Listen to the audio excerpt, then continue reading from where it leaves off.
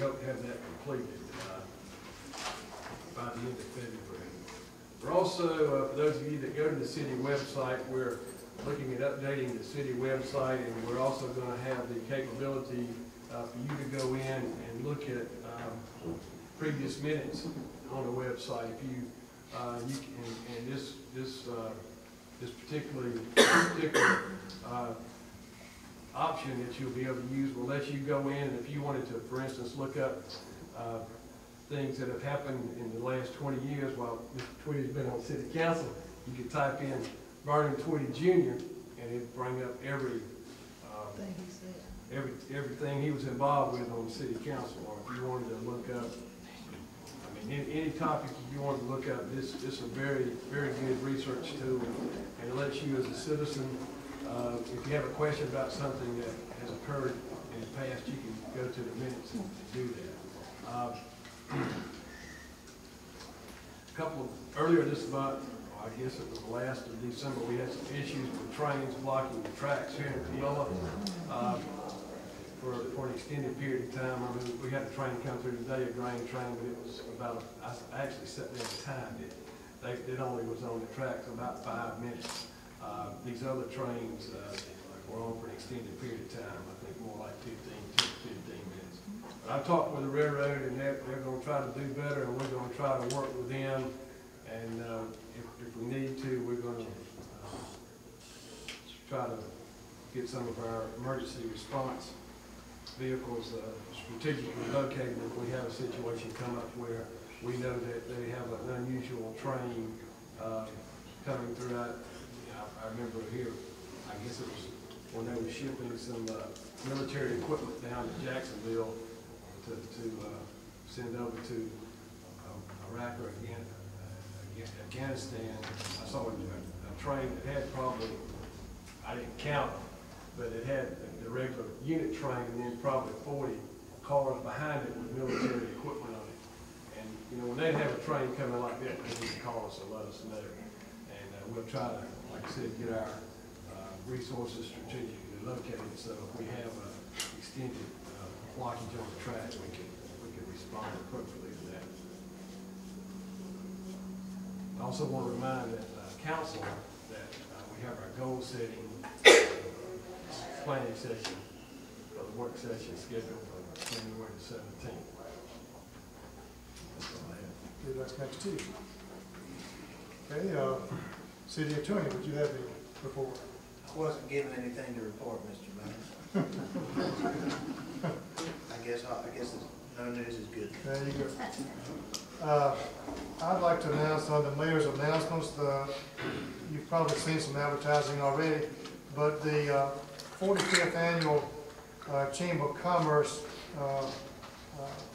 annual meeting is going to take place on Thursday, January the 19th. I believe that's not this Thursday, but the following Thursday. It will convene at 6:30 on the depot platform for a chairman's reception, and then the annual meeting will be in the banquet room at 7 p.m. And it says that at 7:45 until there will be a cocktail buffet, and it's $25 per chamber member and $35 a person for non-chamber members, and you can call the chamber to get that information. Now, for you on the council, if you are thinking about going, you need to get with Brenda and let her know, and so she can make arrangements for you. So let Brenda know tonight, probably tonight or tomorrow. Either tonight or in the morning. Okay, if you're going. This is a little housekeeping as well for the council. You want to talk about some Camilla luncheon or supper while we are at Mayor's Day.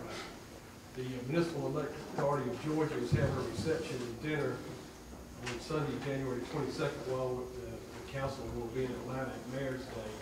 They're inviting the council to attend. If you again would let Brenda know that you would like to attend, we will make reservations for you. We're part of the Municipal Electric Authority of Georgia, MEAG, and certainly going to go with their president, chief executive officer is going to be hosting this. So that's something that 10 while we were around. And there's another one you probably saw at your place tonight. It's also MEAG. It's an introductory luncheon, especially for newly elected mayors and council members. And they're saying join us for a brief overview of MEAG. And this is going to be on Monday, January the 23rd at noon at the Commerce Club.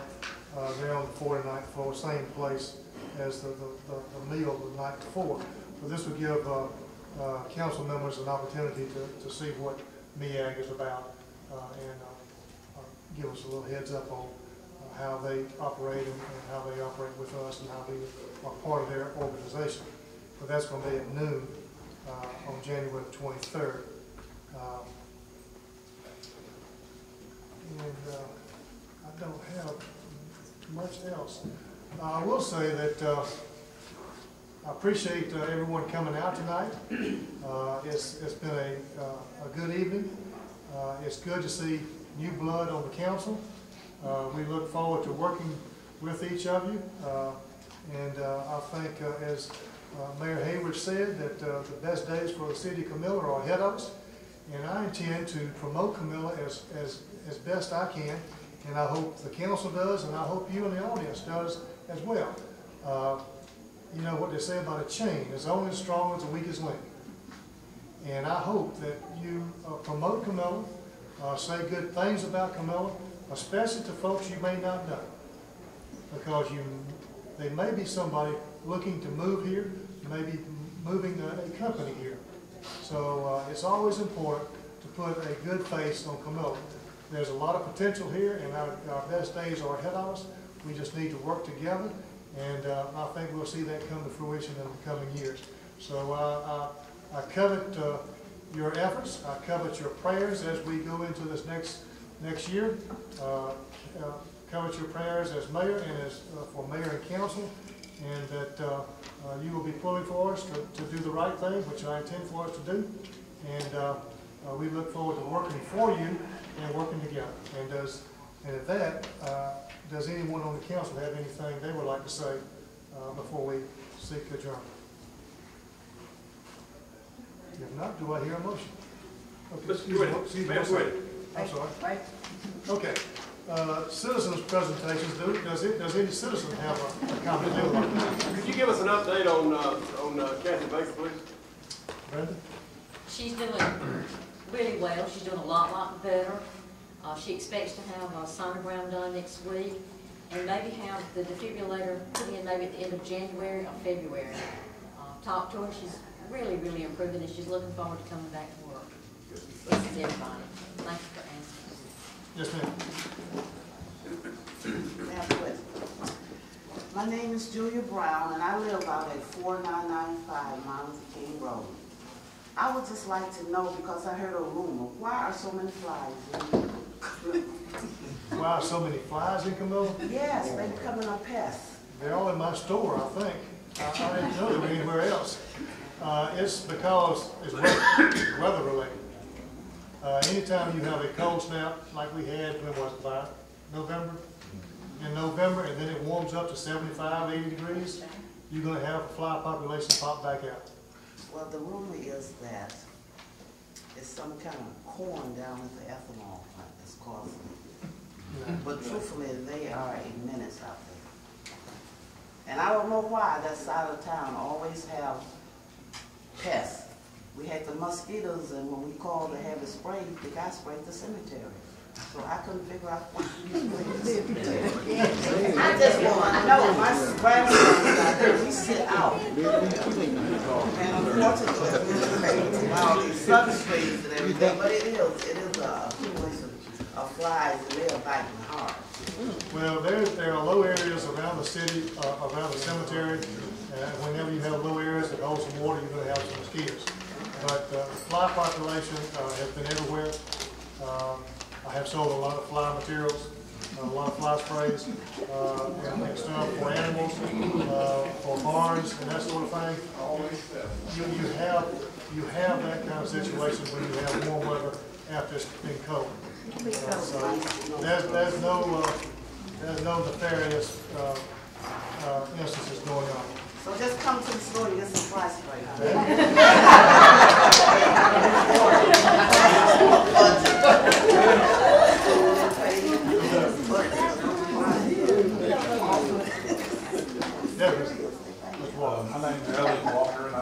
99 North Scott. I don't know if you know when Harvey's built the building, they moved that house. There's a water where that new driveway they built, been dripping for almost a year. Even before they moved that house, it was running in the road. Yeah. It's still running. Is it in the road or is it? No, it's off the road. It's right where the new driveway and the sidewalk, like the sidewalk and the driveway is right underneath. Because it was running before that house was moved. And they came and tried to fix it, and it was fixed for a while, but when those big trucks start running back again, the pipe bust and it's still been dripping now. Okay, so then they look into that. Yeah, that's what I thought I needed to see. And then the second thing is, since Harvard have moved that way, the sanitation come and do that, the dumpster. And they do it like 1 o'clock in the morning, and they shake that thing loud, and it wakes me up every morning. They do that. Yeah, I know, but, I mean, When it comes to Beulah, we go ahead and dumpster, and they come, yeah, and and they wake you up. yeah, he stays there almost, cause they got like 2, 3 there or whatever, and he's there, and he shakes that thing for almost 10 minutes, and it wakes me up, and sometimes it'll be 2 in the morning, and it wakes me up. Yeah, I don't know why they work at night like that, but I know, my daughter has had an apartment downtown, and they come in the end, they're behind Dixon Hardware, and, at all hours of the. See, I had heard a year ago, they normally do the city later, and they gonna get all the big stores like Walmart, who ain't many in residents. But for some, I guess, well, and they might have did it the same time when it was on the other side, didn't bother. They had some on that side. So if you get checked, you know, that was too. We'll check into that as well. Anyone else? Yes, before we, type this in the address, the Inman Street, because I think you did that. In the street, flood. I will, thank you, Councilman Willingham. Councilman Willingham brought up the drainage issue at Inman Street, and I went over and looked at it, and she is correct. We've got an issue over there. I've asked Carter and Sloop, our consulting engineers, on the 1.9 million Jeep loan they're gonna be down here doing some survey work anyway, and they're gonna go over and shoot some elevations and try to design where the water will get away from the cul-de-sac or turn around in the street. So hopefully, when we get through, the water will not stand there anymore.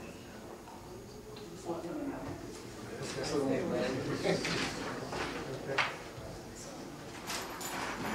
Any other comments? Do I hear a motion? Make a motion to adjourn. All in favor, raise your hand. Okay, we are adjourned. Thank you.